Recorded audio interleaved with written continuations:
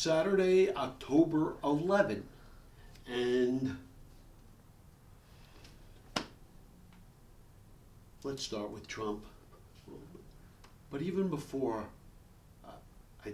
I launch in first, I read something, and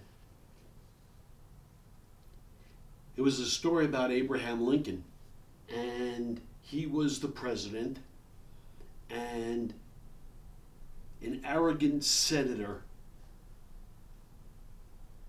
thought to challenge him and said something like, "Don't speak so loudly, Lincoln. Don't forget, your father used to make shoes for my family. Remember your place." And Lincoln is said to have replied, "Sir, I know my father used to make shoes for your family, and likely for many others as well. The way he made shoes, no one else could match his skill.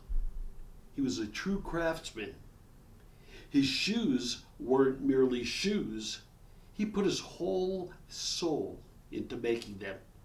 I want to ask you if you have any complaints about them, because I know how to make shoes too. If you have a complaint, I can make you another pair.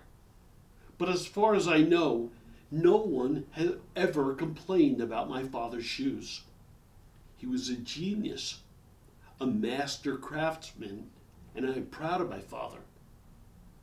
The arrogant senator fell silent at Lincoln's reply, and Lincoln summed it up. "Why are you silent now?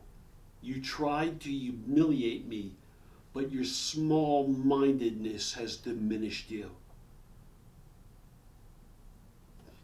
And yes, this goes to the importance of labor and the importance of the little guy, and the craftsman, and the artisan, and even the entrepreneur working hard to make America special and to make a life for him or herself.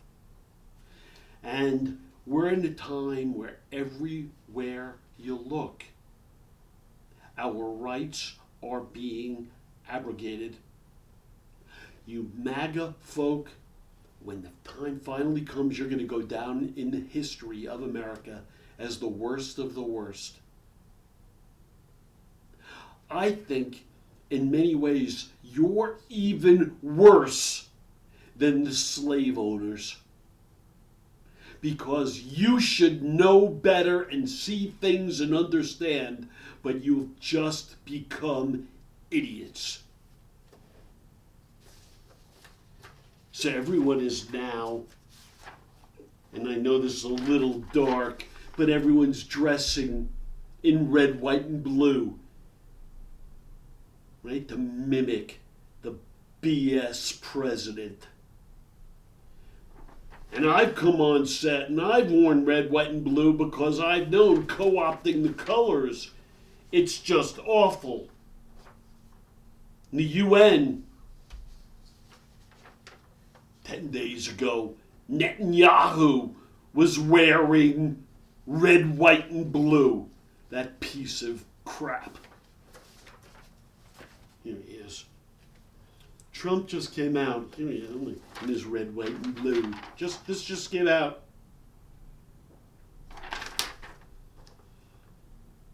We took the freedom of speech away. He literally said, we took the freedom of speech away because, the flag-burning mob have made it unsafe. That's a crock of shit, right? Just like I've deployed the police in D.C. because of how unsafe for New York City, or you don't see what he's doing by militarizing against the people? We are no longer the United States. Leaders unite. conquerors, predators divide. Retaliation is a crime, and it is what he is doing, and he is using, like, the Department of Justice to go after enemies, right? He went after the FBI former director Comey. Goes after Shapiro from Pennsylvania. There's a very interesting thing that I saw, and I won't do it big technically, but I'll give you the broad brush. Computer expert, was in the Army, worked for many companies involved in computer security. Well, he and some others have carefully looked at election data and have concluded that Trump didn't win the election fairly, that the voting machines were rigged. How about that? And again, you could just take I'm just reporting what they came out with, and you can find it on the internet right now, but it's no surprise to me. I mean, this guy wanted his vice president to declare him, a winner despite losing, and then encouraged an insurrection.